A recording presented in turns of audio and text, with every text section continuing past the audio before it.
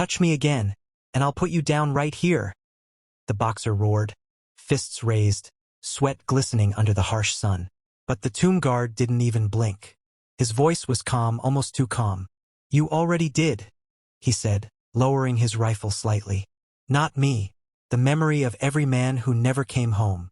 In that instant, the entire crowd went silent.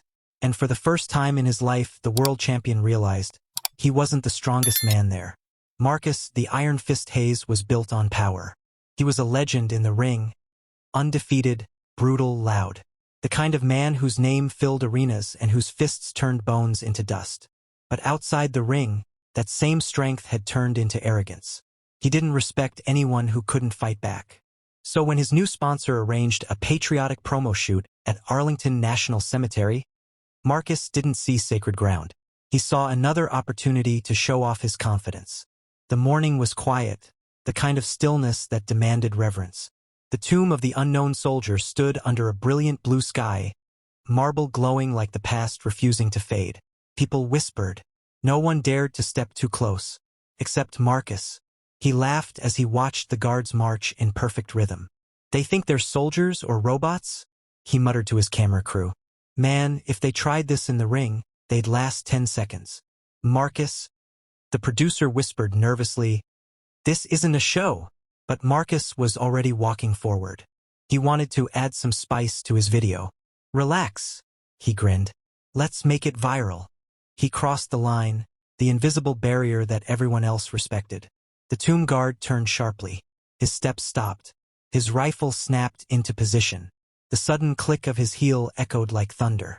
Halt! His voice cut through the air like a blade. You are in a restricted area. Step back. The crowd froze. Phones came out. The world's undefeated champion stood face to face with an unflinching sentinel. Marcus smirked. Hey man, chill. We're just getting a shot. Don't take it so serious. The guard didn't move, didn't blink. I take nothing more seriously than this post. That answer made Marcus laugh. You really think standing still with a gun makes you a hero?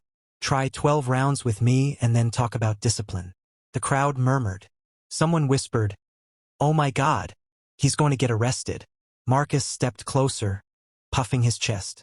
You gonna move? Or do I have to make you? The guard remained a statue. His hand gripped the rifle, his jaw tight but controlled. Sir, he said again, slower this time. You are disrespecting fallen heroes. Step back. Marcus swung his fist forward. A fake jab, meant to intimidate. But the guard's gloved hand shot up instantly, blocking the punch in midair. The precision, the speed, it wasn't aggression. It was command. The crowd gasped. Phones recorded. Marcus blinked. He hadn't expected that. Then the guard said something that silenced even the wind. Your strength ends where respect begins. That night, the video went viral. Marcus wasn't trending for his championship. He was trending as the man who tried to fight a soldier honoring the dead. Sponsors vanished overnight. His fan base turned on him. Talk shows mocked him. And through it all, the tomb guard refused interviews. He never said a word. He didn't need to. Marcus tried to laugh it off, but deep down, something cracked. For the first time, he couldn't punch his way out of the shame. A week later, he returned. Alone. No cameras. No ego. Just guilt heavy enough to crush his pride. The cemetery was silent again. The same guard was there. Rifle gleaming, boots clicking in rhythm with eternity. Marcus stopped a few feet away. His voice trembled. I came to say sorry, he whispered. The guard didn't respond. His face stayed forward, expression unreadable. I didn't know, Marcus said, his throat tightening. All I ever did was fight to prove I'm strong. But you stand here every day for people you've never even met. That's real strength. Still, the guard said nothing. Only his voice of duty, rehearsed and calm. Respect is shown, not spoken. So Marcus did the only thing he could. He stood still. For minutes, then hours. No phone, no words, just silence. The sun beat down on his shoulders. His muscles ached. His throat dried. But he didn't move. For the first time, he felt what discipline meant. Not power, but presence. As the sun set, the guard's shift ended. He walked past Marcus, boots clicking in perfect rhythm. As he passed, He stopped just long enough to say quietly, "Now you understand." Marcus nodded, tears in his eyes. "Yeah, I do." Months later, Marcus left boxing. He didn't retire defeated, he left enlightened. He started a foundation for veterans and their families, giving scholarships to children of the fallen.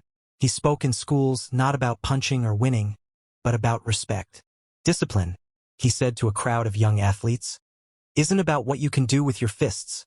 It's what you can hold back when your pride screams to act.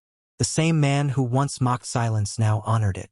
And every Memorial Day, Marcus could be found standing quietly at the same spot, a single white rose in his hand, head bowed to the marble that had changed his soul. The strongest people aren't the ones who fight hardest. They're the ones who stand still when the world tests their respect. If the story touched you, share it with someone who's forgotten the meaning of discipline. Sometimes the quietest moments teach the loudest lessons.